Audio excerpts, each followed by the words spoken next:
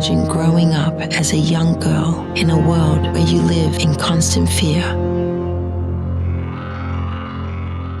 Ayaan spent most of her life in a small refugee camp in western Somalia, where Al-Shabaab, an Islamic terrorist group, holds control.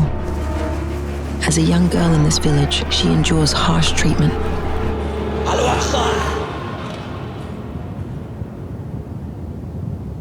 In such an environment, there is no space for hopes and dreams.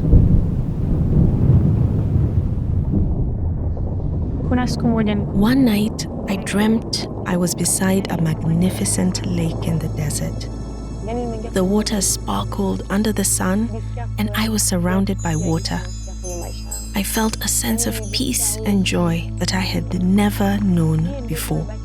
I heard a voice. It said, "My child, I am your father. I sent my one and only son to die for you. Love is what I am, not fear." The dream stayed with me, and I couldn't shake the feeling that I was called for something greater. Every night I had this same dream. I asked my mother about it, and she told me to be fearful of the voice. I was not to tell anyone, as there would be severe consequences. I was desperate for answers, but I didn't know who to turn to.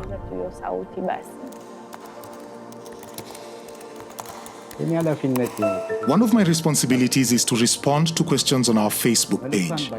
So, when I saw her message, I introduced myself as a CV pioneer, dedicated to sharing the gospel of Jesus Christ.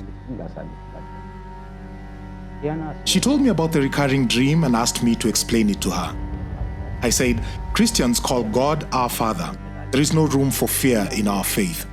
The voice you are hearing is from God.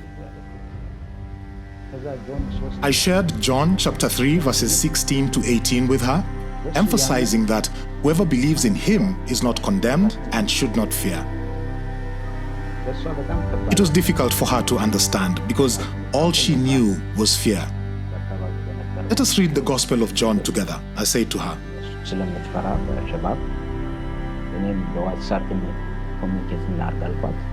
She agreed and was very passionate about learning.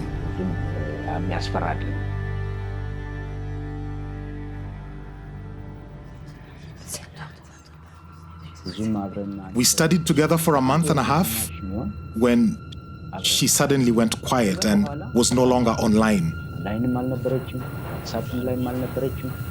I heard nothing. I was very concerned for her safety.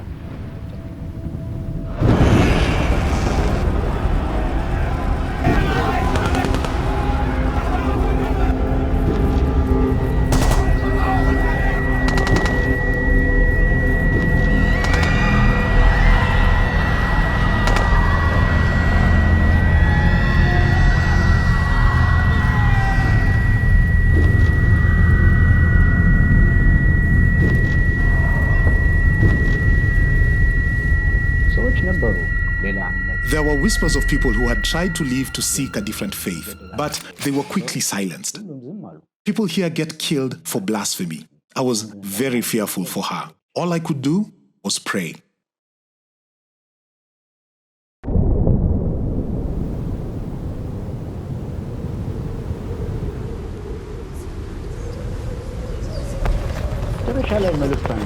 I finally heard that she was safe.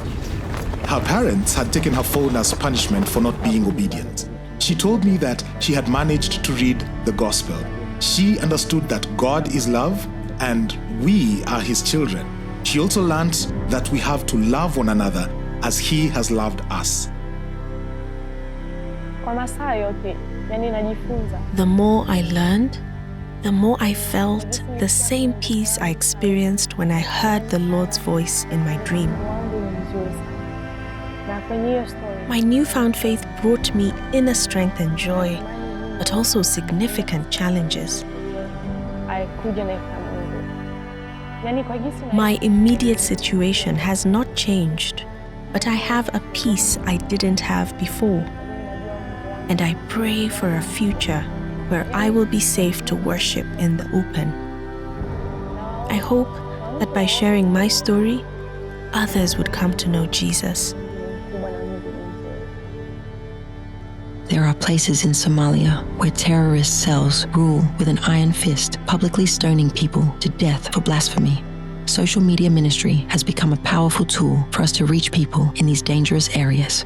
We are making a lasting connection, and through the power and grace of God, lives are tangibly transformed for eternity.